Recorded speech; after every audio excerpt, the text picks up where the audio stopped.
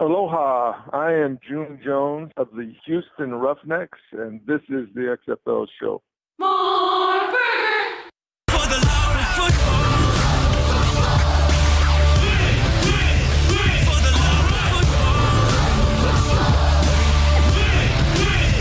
For the love of football. For the love of football. Let's go. If you smell what the XFL is cooking. Welcome, football fans. This is For the Love of Football. This is the road to 2022, and this is the XFL show. I'm Alan. And I'm Bryant. Nickelodeon is the home of football. An XFL backup had a historic wild card game in the NFL, and the Houston Oilers have returned from the grave to litigate. Welcome to 2021. This is episode 153. My posse and my crew are here to talk about all that and more. Welcome to the show, everybody. Bryant, I can't believe the football world we live in, football head. I can't believe you. I cannot believe you did that, because I was setting it up to say that move over CBS, move over ABC, Fox, NBC, Nickelodeon has made us all football heads. That's what they Yes, they did. I totally stole his line. He told me he was going to do before the show, because that's what I do here on This is the XFL show. And yes, I watched the Nickelodeon game. Bryant, how about you? I thought it was tremendous. I thought it was a very interesting. It had some depth to the game. I'll give it that. That was a very superimposing slime. Maybe the greatest bad playoff game I've ever watched.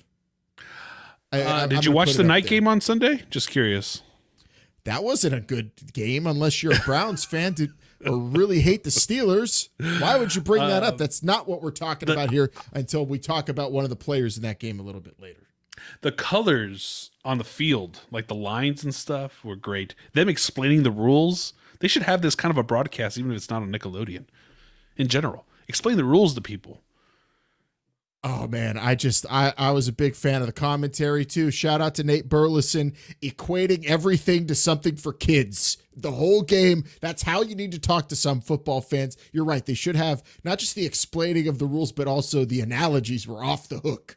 All game long by Nate Burleson. I'm hoping the XFL takes note of some of that. It was great. It was kind of like this show, Bryant, like this episode. It's kind of like when you go to someone's birthday party and you're not that excited because you don't really like them, but it's going to be at a big old fun park, and they got the ball pit, they got the go-karts, and it's just a great time, even though you don't like the kid and you got to give him a great present. It's kind of like this show coming to do it with you every single week. That's how I'd equate it. Nickelodeon style. I think we should just leave it to Nate Burleson to do those. He's really good at it. Yeah, I've been practicing. practicing. Take his job. Yeah, you can practice a little bit more. It's like, I mean, you would have got picked last on the kickball team. Kickball references were the greatest, by the way. All day long. There wasn't enough hide and seek references. How about three flies up? I didn't hear that one at all. They brought it up. They did. They did. They really it something else. Nate One fly Burleson up? called three flies up something else. What do you call three flies up out there, football heads? Let us know, 724-565-4XFL, or hit us up on social media at XFL Show. And it's kind of a Nick-themed episode here on This is the XFL Show, but not really, because we don't want to be sued. And, that could happen to you, Bryant, if you've got, all that gimmicks and logos. If you got all that, you might get sued and you might get sent to court. Just letting you all know. And now, more vital information for your everyday life. I appreciate that. Information. I appreciate that vital information. Yes, you can always reach out to us at XFL Show. Subscribe to us too on YouTube. Yes, subscribe on YouTube, because Vital information. It's vital information to know about the YouTube channel, because you're hearing today's show and you're going to hear some Nick themed stuff, and we're going to have a lot of fun with it, because I got Nick fever after that Bears Saints playoff game. But watching the show, there's slime. Bryant's got all the graphics ready. It's going to be a fun show. It's going to be a show kind of like whenever, your mom's made your favorite meal for dinner, and also she's going to take you out and let you rent the movie that you want. You don't have to watch anything that your brothers or sisters are choosing. It's kind of like that kind of episode, Bryant. It was that Blockbuster 2-for-1 deal, right? You got your own movie and your brother got your own movie, and you get to watch your own movie when you got back home. Oh, it's great. Well, hopefully you don't do any more references to there's plenty analogies. Well, don't do analogies, right? Because I'm going to pull out my screwdriver that I pulled out of my diaper, and I'm going to fix the show if I have to. Well, you could try. You could try, Tommy Pickles. Quit playing sounds of me after the Steeler game on Sunday, and let's move on. That was after the first quarter, mind you, probably. The first play. Come on. This is why I'm You in guys a Nick needed a mood. comeback quarter, not a comeback period. that was that could have. But Alan, here I'll tell you this: XFL rules weren't going to save the Steelers. That was not happening. If you really if you think about it, really what could cheer you up more than maybe starting your own podcast? Oh, that would be great. Maybe a show about Nickelodeon shows. Maybe you want to do the Big Nick podcast that all the cool millennial kids our age would listen to. Well, if you want to do it, you need some help. Go to prettyeasypodcast.com. That's prettyeasypodcast.com to get your own show started today. They'll help you out. They'll give you a personal producer to work with, someone to help you create all the cool sound effects that we have. Like Bryant said, hey, we need Nickelodeon sounds. I said, all right, Pretty Easy Podcast got the hookup. And now here we go. Pretty Easy Podcast hooking it up, making the show sound great, and can make your show sound great. Get you on Apple, get you on Spotify, get you everywhere you need to be, and get you doing podcasts the easy way. That's at prettyeasypodcast.com. And they have a cool catchphrase, kind of like Keenan and Kel had a bunch of them, and well, Chucky Finster didn't have a catchphrase, Brian, but Pretty Easy Podcast does. Well, Pretty Easy Podcasts, they love orange soda. They do, ooh, and they make podcasts. I do, pretty easy. Oh, yes, they do. And we'll be telling you more and more about them as the year goes on, as more podcasts spring up. I think I added maybe 2 or 3 new podcasts to my list this week, Bryant, just to get my mind off that awful Steeler game. And as a football head, that hurt deeply, but there's ways to get over it. Like a big week of XFL talk, dinking and dunking around social media, and the XFL was kind of all over the place, referenced with what's going on in the NFL playoffs, in some courtrooms that we mentioned. We're going to get into all of it. We even got hit up this week. Terry in Tampa texted us talking about last week's show, Bryant, and we were talking about sponsors and ads on NHL helmets and maybe sponsors in the XFL. Terry in Tampa said, how about Surge, the soda pop, as the Viper sponsor? The colors match, and both team and drink give fans violent diarrhea. Oh, that's not what we want when I it comes agree with to Terry our, that Surge would be an excellent sponsor, but I never got sick from drinking Surge as a kid. Do they still sell that stuff? They sold it a few years ago. They brought it back. No, I'm not a big fan of the Surge.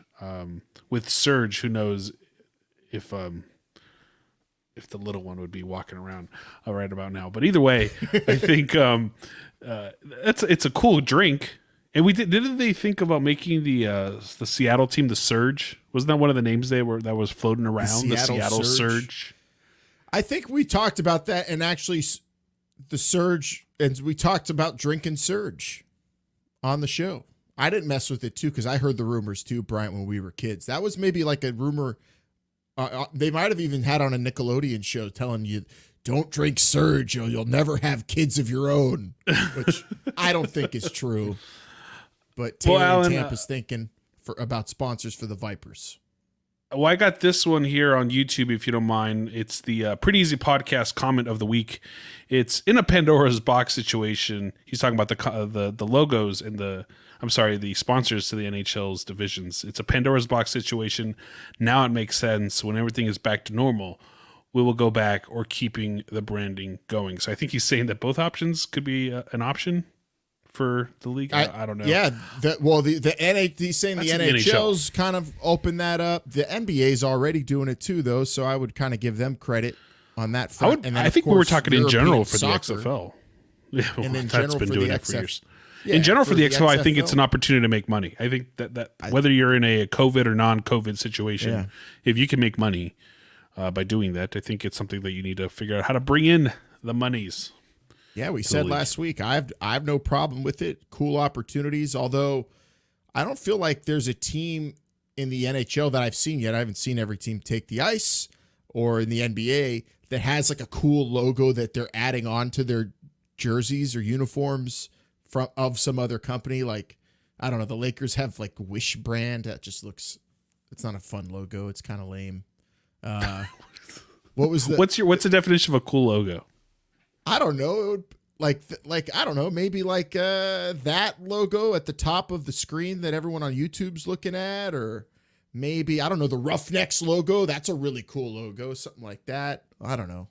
I'm just trying to think outside the box, but whatever. Let's talk about what Butcher Baby 95 told us on Twitter, Bryant, who said the Oilers are just mad because the Roughnecks logo goes harder, TBH. I agree, it goes harder than the Oilers logo. We're going to talk all about that, Butcher Baby 95. But I like where your head's at this week. That's definitely something we have to touch upon. No, we definitely got to touch upon it, but it goes harder. I didn't think about it like that. It definitely it's tougher. Extreme. It's got that H. Goes to the extreme. How about that? I don't know if it's an extreme. It's the same object. It's one of those. Oh, because the XFL? But that's not what the X stands for to me. Does it? What does it stand for to you? X-ray? Exciting. Xylophone? Exciting. Extraordinary. That starts with an E. No, not when you're talking XFL, though. Or you're talking about the Houston Roughnecks, especially. Undefeated. Never lost. Still have never lost. June Jones did not get an NFL job. Just quick update on that. I saw right before we started recording tonight, Bryant, the Jets hired Robert Saleh from the Niners. Okay hire. I'm sorry, the Jones. Jets. How about you? The Jets didn't hire June Jones is really all I heard in that situation. Exactly, yeah. I mean, don't see good hire, why. but could have been a better hire. And June Jones still with more professional wins in 2020 than the person they hired. Hey, I have a question. Yes, sir. Because June Jones, if he would have been the Jets coach or the Jaguars coach, or has more wins this year than those two teams combined, by the way. That's true.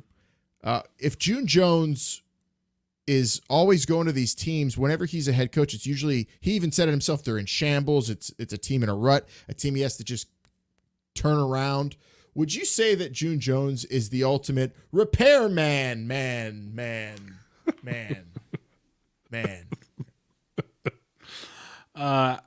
If you're referring to an actual repairman, yes. If you're referring to the repairman I think you're referring to, I don't think that's what he actually does. He does make things better. I don't want to talk anymore. I think he's the man for any of these NFL jobs, but we'll keep an eye on him.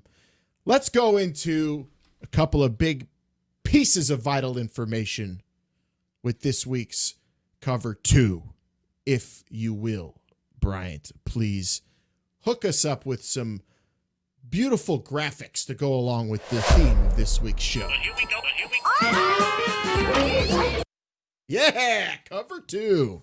Here we are. I wish we had a sound Slimed effect on you.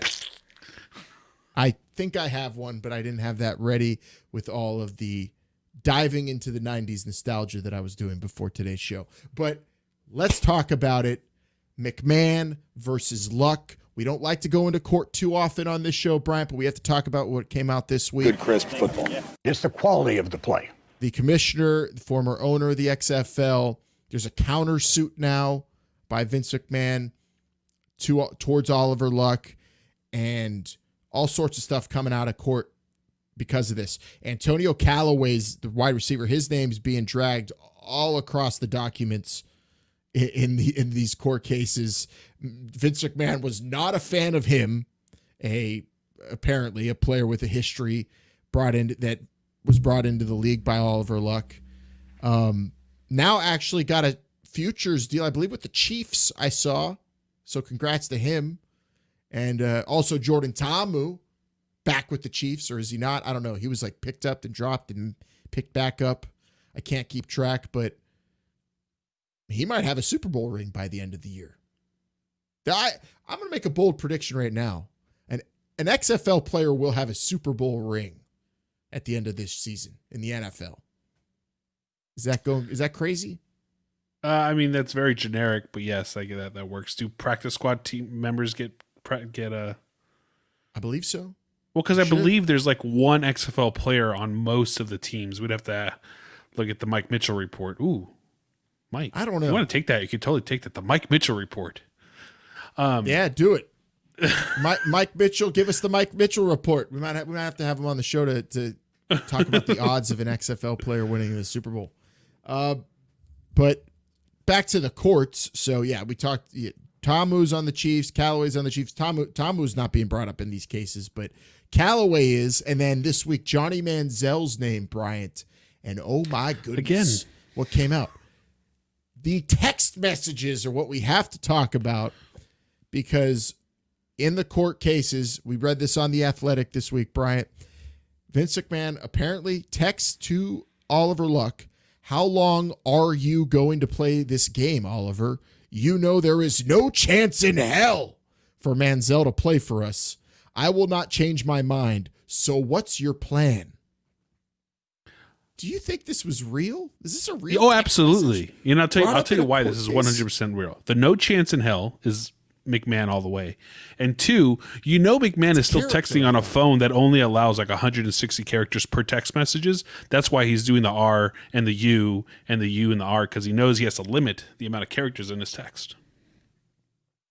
Yeah, I guarantee you, when Vince McMahon texts, he has to do this first, and then he texts. Well, I believe he probably has a smartphone, but I bet you he turns autocomplete off, because he doesn't want anybody completing anything for him. He's going to do it himself. No one's going to finish his sentences. Are you?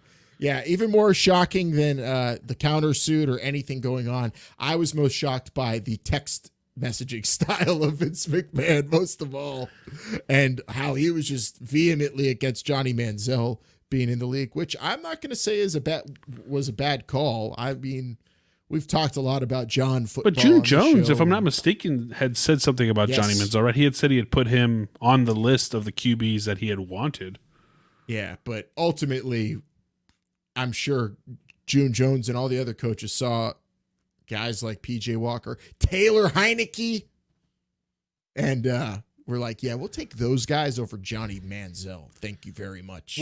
We're not going to get into the nitty gritty of the court cases, because we're looking forward to 2022. But it is interesting to see some of the players that were mentioned, that were teased, that were brought in front of you, like Johnny Manziel. There were some other players noted in that article. If you check The Athletic, it's a paywall, so got to get back there to watch that, to read that. Excuse me, but Vince McMahon was in it, and he was in it more, I think, than we probably thought. Maybe more in Oliver Luck's ear than we thought. At least I thought. I thought he was going to leave Oliver Luck to do his thing, but he pretty much did, because Oliver Luck ended up doing his thing, having Antonio Callaway part of the league, and also just being all over the television and being really loved by XFL fans. Everybody loves the commissioner that is adding to the beer snake. And I think it comes down to it. Sorry, I want to cut you off, but was the XFL a success? And is all this stuff coming out only because they had to cancel this contract? I understand the whole, the aesthetics of having to make Oliver Luck look bad, having to make him seem like he wasn't doing his job. Yeah. But on our side, on the fan side, on our show's side, on everybody's side, the XFL was pretty much a success, at least for the first 5 weeks of the season. Hell yes. And I don't know if any of these decisions, these text messages, Johnny Manziel was tinkered out there for a little bit, and then never mentioned again. And no one even brought him up. No one cared. Yeah. Oliver Luck even said he's not good enough to play in this league. So whatever information we're hearing for these court cases is just that. It's for the court case. Oliver Luck would probably still be the commissioner if not for COVID and not these unprecedented times. He'd be getting ready for season 2. Like, that's the reality of the situation. Oh, yeah. I read some other stuff in that article, just shook my head at it. Like, that's not a real opinion I think anyone had before the league stopped. But this is a whole new world, a whole new ball game they're playing. So none of that really matters to us on the show. But Oliver Luck, like you said, as fans, even as people who worked for the league, kind of under him, you know, as one of the top figures of the corporate office. Fun place to be, fun product to watch, and that's what Vince McMahon was going for. But fun stuff to talk about too, coming out of this court case with those text messages. I can't believe. I mean, we were chatting back and forth with Vince, who people know and love from this show, and he did not. He still doesn't. He was texting me and not even. After the group text, doesn't believe that's a real Vince McMahon text message. I'm telling you, look at what some of those people in that age group are texting, how they text, what they text. You'd be surprised at the style, at the brevity, at the. If you go on Facebook, he's Alan, hip. I know you don't, but this is how people 2000. talk on Facebook. This is how people talk on Facebook now. Yeah, this is how your mom is talking on Facebook to your aunt. Well, not my mom. My mom just learned how to email from her phone today. Congrats, Mom. I love you. Congrats, Alan's mom. But, yeah, I don't have to worry about the Facebook stuff, but yikes. Whew. Let's talk about something positive, though. Something positively unexpected, and that was last weekend's performance by Taylor Heinecke, who, if you don't know how to pronounce his name, that's all right. You know his name because Chase Young was pointing to it after he scored one of the, I'll say, the most badass touchdown of Wild Card Weekend. Dove like 6 yards, body on the line, put it all out there, trying to make a career of it. It was beautiful to watch because you knew this guy in this moment, even if he didn't win the game, the way he performed, if he would have a game like that, he would have a secured gig somewhere in the NFL or in another football league for a long time. And I feel like Taylor Heinecke did that for him, Bryant.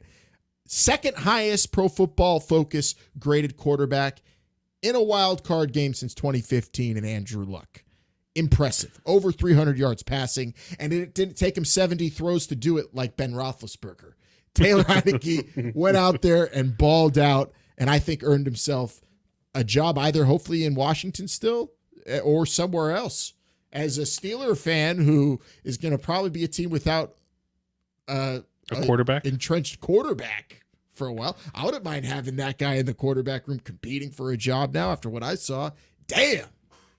And he was a backup in the XFL, a backup.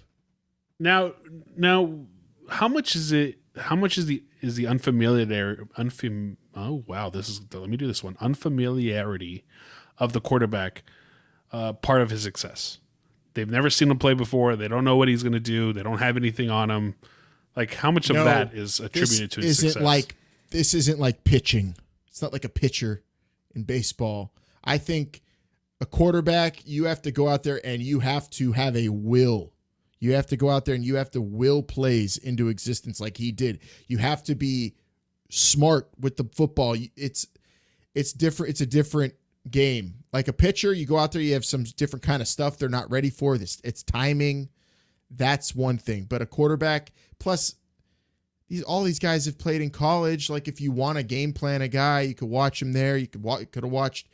Where did Heinecke play? He played at preseason stints with Carolina, ODU, Old Dominion, right? Old Dominion. Yeah. So this is just a case of like. Okay, hold on, Alan. You think the Bucs Tampa Bay ready for him? You think the Tampa Bay Bucks, put their Detective Dan hats on and went down there and tried to and looked at Old Dominion tapes to figure out what they could on Taylor Heinecke? You think that happened? I mean, I don't think they did because they looked lazy and not unprepared at times, but also that guy went out there and like stuck his neck out and did everything he could. It was really a gutsy ass performance. Imagine. And really if he the would same have thing with beaten Wolford. He didn't Tom get an Brady. opportunity, really, because he got knocked out in the second drive of that game. But Dirty same. hit. Oh. These guys, I know, really dirty hit. These guys they're playing like they don't have a job, and in reality, they really don't. If they don't play well, so You're auditioning. they don't. Yeah. Essentially. So I think at the very least he got himself an opportunity for a job next season as a backup at least. Yeah. Yeah, for sure. And I love the quote from him too, talking on Sports Talk Radio in DC afterwards. He said, quote, this is Taylor Heinecke, I learned a lot after the whole XFL thing kind of ended, and I was at home trying to figure out what to do, what my next plan was. While I was doing that, there was still a glimmer of hope in the back of my mind that there still might be a chance. I kept working hard and just kept telling myself, just prepare. If you do get this shot, it's going to be the last shot you get. Damn it. Put that on every Put that on a t-shirt. Wall and t-shirts in the when the XFL kicks off. That's what it's all about. This could be your last shot playing in that league and just staying prepared. What a story. What an awesome story for Taylor Heinecke and also other players throughout the NFL that are coming from the XFL. I will note Michael Dunn, former Seattle Dragon, went out there and obliterated the Steeler defensive line for the Browns. It was tough to watch, but also as an XFL fan, I respect it and I'm happy to see it. My cousin-in-law, Bryant, also was texting me during that game laughing at me saying, haha, LOL, that guy played against my high school team and ripped us to shreds. Now you guys get to experience that. LOL, ha ha ha. I mean, texting someone that while they're what? Now let me ask you this. Not This nice. is He's probably just wet.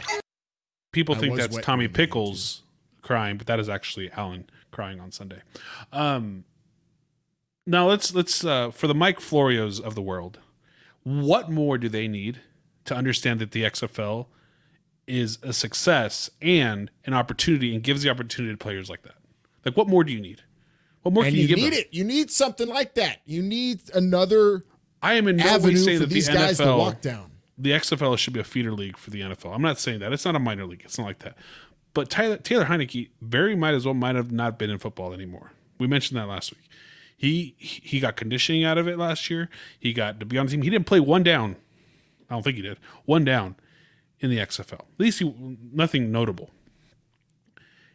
And look at what he did. He came in and did a job that only 32 people get in this world, right? The backup quarterback to an NFL quarterback.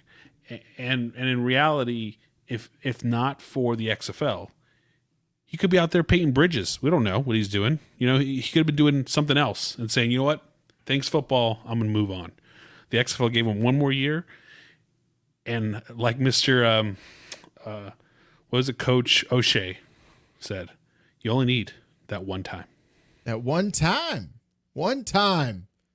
Danny beat him going up Cherry Hill. Danny Was it up O'Shea. or down? Down Cherry Hill? I would think it was up. I don't know, but they should put Taylor Heineke's name on a water tower somewhere, though. I will say that. I think after that game, he deserves it, even though they didn't. Or at least win. on the pylon. Yes. Yeah, hell yeah.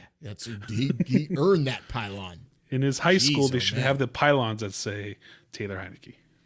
Taylor Heinecke pylon, the commemorative pylons. They should sell them. It's called branding. That's what we're all about here all of a sudden. The Taylor on Heinecke This pylon. Is the XFL show. The Taylor Heinecke pylon.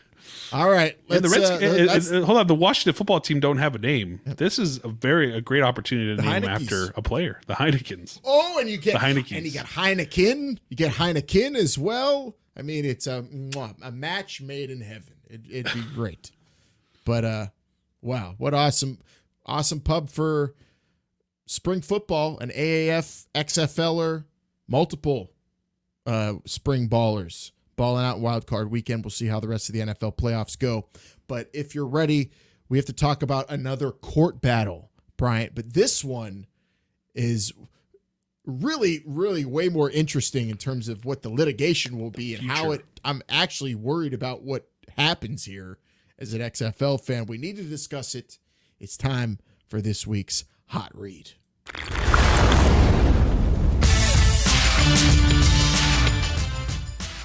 All right. Friend of the show, Josh Gerben of Gerben Intellectual Property. The NFL has filed a court document claiming that the Houston Roughneck logo in the XFL is too similar to that of the Houston Oilers logo. First of all. And we said this before, but all of a sudden, the NFL and the Titans are coming after The Rock and the XFL and the new ownership because of this logo, Bryant. Why all of a sudden? I don't know, but they're claiming they still sell merch with that logo, and that is a no-no, they're saying, because of copyright infringement. What do you think the NFL's trying to do here? They're gonna they're partnering with Florio, and they're trying to bring the XFL down. That's what it is. Do you think Florio's behind this? Why are all your conspiracies about Mike Florio? Leave the man alone. He's just trying to report on football. Actually, this is the hot read, but let's make this thing a little bit more appropriate right now. Look out, football, here we come. Houston Oilers, #1. We don't want to get kicked off of YouTube, so we'll talk over it here, Bryant. We'll talk over it the entire time. Probably all the logos and Nick stuff we got on the screen anyway are probably going to get this episode taken down. I'm so scared of copyright infringement now because of this lawsuit. But it's been over a year we've known about this logo, and all of a sudden the NFL's claiming all this stuff. So is it because of the new ownership? Do you think maybe that has something to do with it? Vince McMahon, they weren't going to pursue it because they knew what kind of legal firepower he would come back at them with. But now they see The Rock and Redbird Capital, Danny Garcia, and they say, okay, now we'll do something about it. Like, why? Why at all? I don't understand. No, I'm with you. I don't understand why at all they would want to do this. And I guess I understand you have to protect your intellectual properties. Like that goes back ages and ages, right? So do you want, and there's the logo just for comparison's sake, you have to. I understand the NFL's point of view. Now, looking at the logo, can you say, hey, your logo is an oil tower? That's kind of generic, and you can't claim that to be. I don't know, but I mean, looking at the two logos, yes, they're both oil towers, but there is quite a few similarities. I honestly think the NFL's just mad that they didn't think about putting the H the way the XFL did. Way back in the day, or the star at the top. I mean, that's maybe they were thinking, damn, the Oilers would still be in Houston if we only would have changed the logo. I don't know, but I don't know if that Houston Oilers, this fight song we played either. Because we're the Houston Oilers. Houston Oilers. You know, I don't know if that came before or after Houston Roughnecks. Houston Roughnecks. But that song is the same as the Miami Dolphins. Miami Dolphins. Which came first? I don't know. I wasn't alive back in the 70s. But maybe one or the other might want to go into court about that. You could sue over everything. They could have sued for this a long time ago. I'm just concerned about the timing, and that's why I have a feeling we're not going to see that Roughnecks logo in 2022, Bryant, unless some sort of agreement is made, and I don't know what that could be. This scares me as someone who loves that Roughnecks logo and was hoping for it to come back. Does it scare you because you have the mighty NFL and the XFL is just like, hey, we don't want this battle. This is the first time the NFL has kind of slapped the hand of the XFL and even acknowledged them. Yeah, they're saying, no, get that out of here. That looks too much like the team that hasn't been around for 20 years. You think they rolled up a piece of paper like, hey, no, don't do that.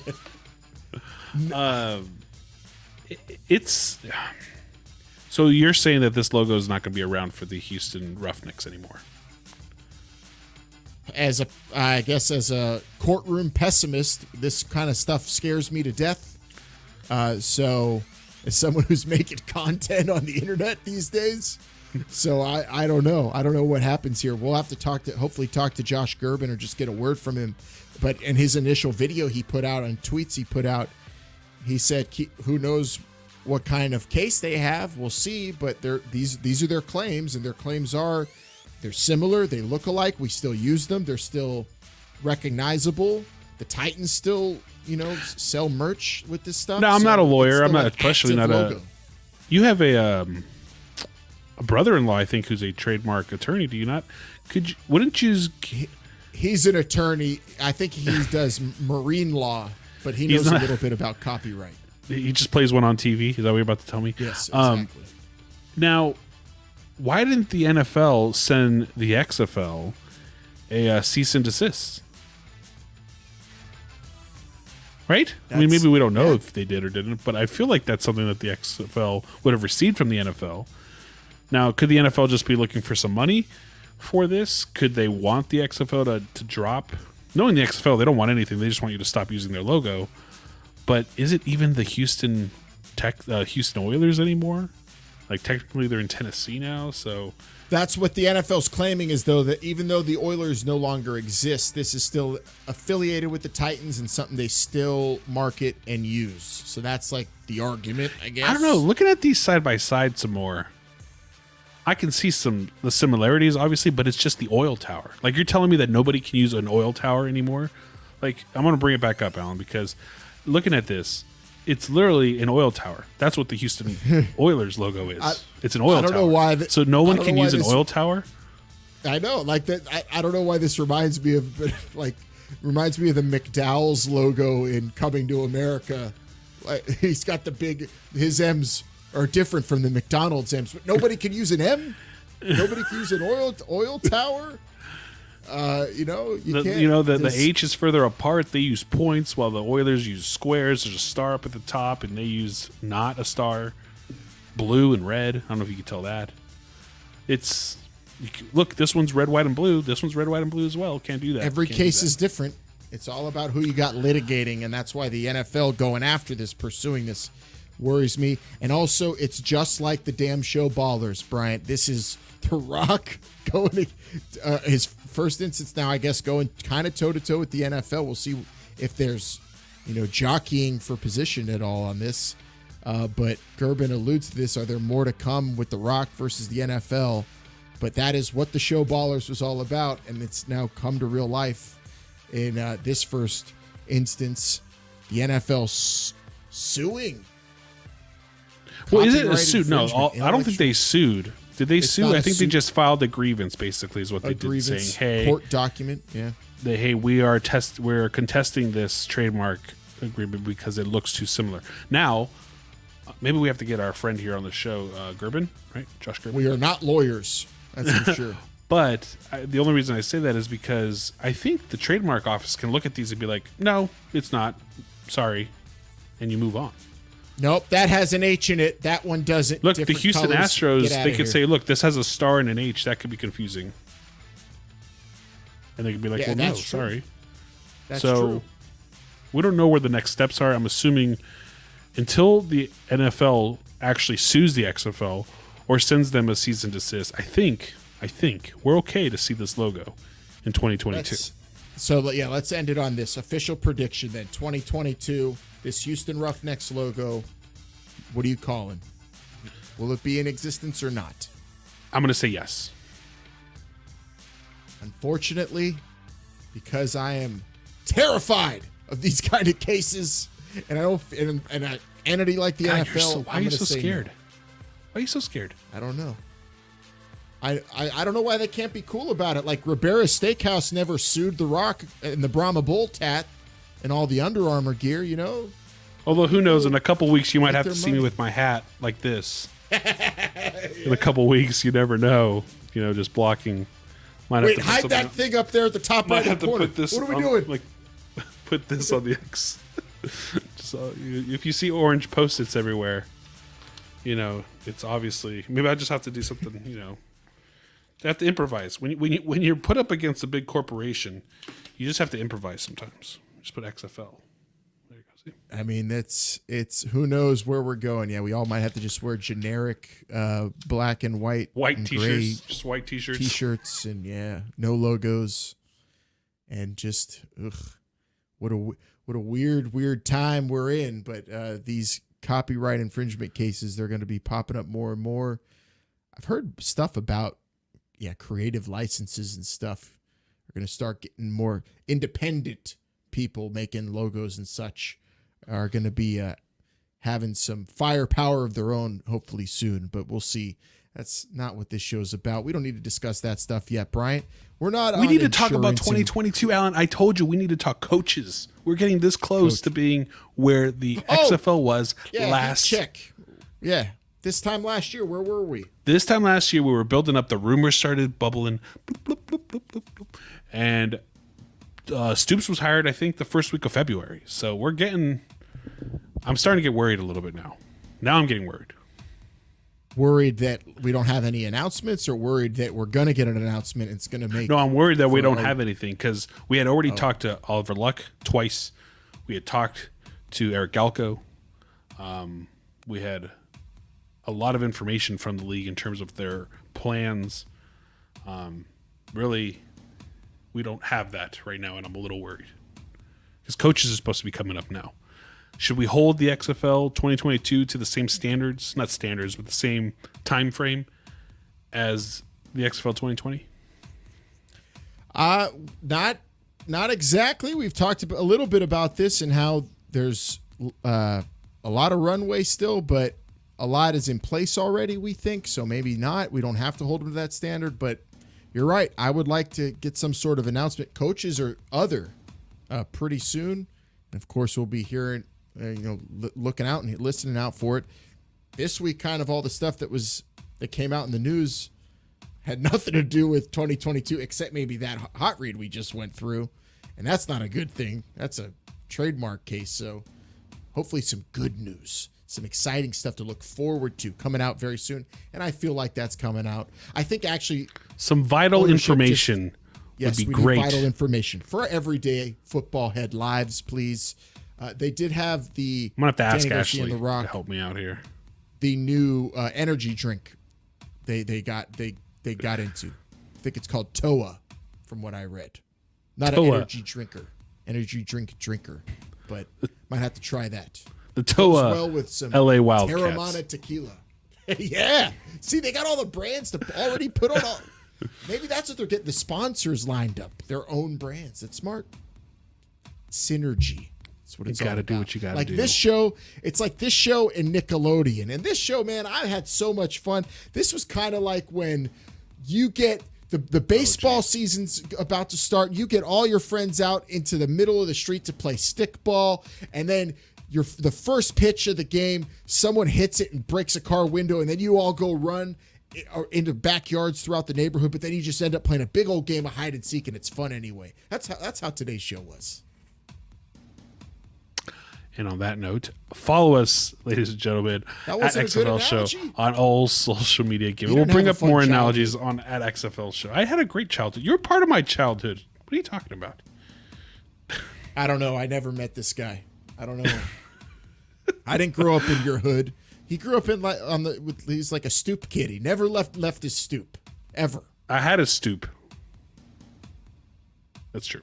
Anyway, follow us. So did the XFL. They had multiple stoops. One stoops? No, just what's one the singular stoops. of stoops? Stoops.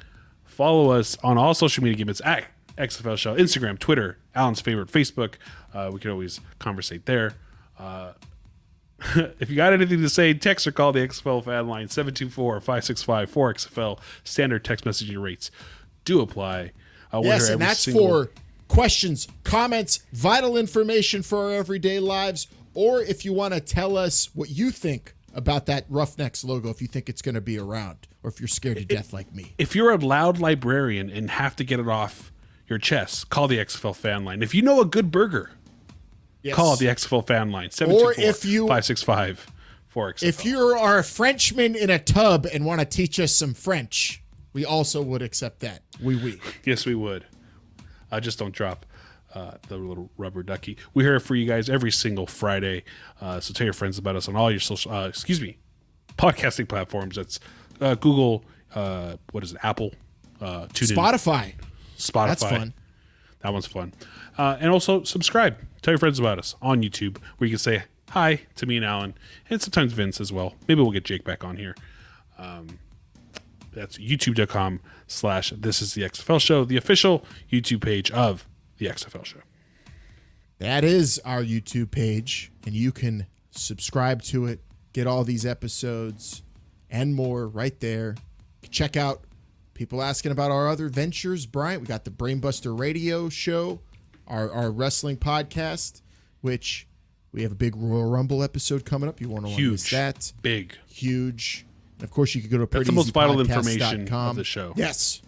Go to prettyeasypodcast.com to not only get your own podcast started, but check out some other cool shows that I listen to, Brian listens to, you could listen to too. There's some awesome kind of family of shows there that you might want to check out. And I can go to so you're saying I can go to prettyeasypodcast.com and find shows that Pretty Easy Podcast produces, so I can take an example and see if I like what they do, so I can make my own show. Yeah, exactly. Wow. I mean, then you I'd probably go to already like what they prettyeasypodcast.com. do. Yeah, because you probably already like what they do because you listen to this show and watch it and have a lot of fun with it. I watch it when I'm driving to work. How cool are they? They sent me. I said I want a cool sign every week. They sent me this cool thing that also acts as a. It holds my phone if I ever want to do filming with this on my phone. But I use it as a sign stand. That's how I have cool signs every week. Oh, damn. Can I get sued for putting my sign like it's a text message from Vince McMahon?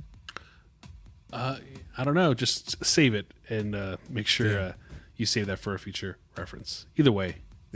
We might have racked up a lot of legal fees with this episode, but whatever. It's all for you, football heads. That's what it's all about.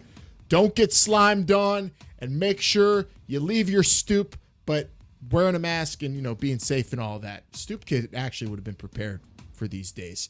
For Bryant, I'm Alan. We'll see you next week. This is the XFL Show. Remember, they're listening.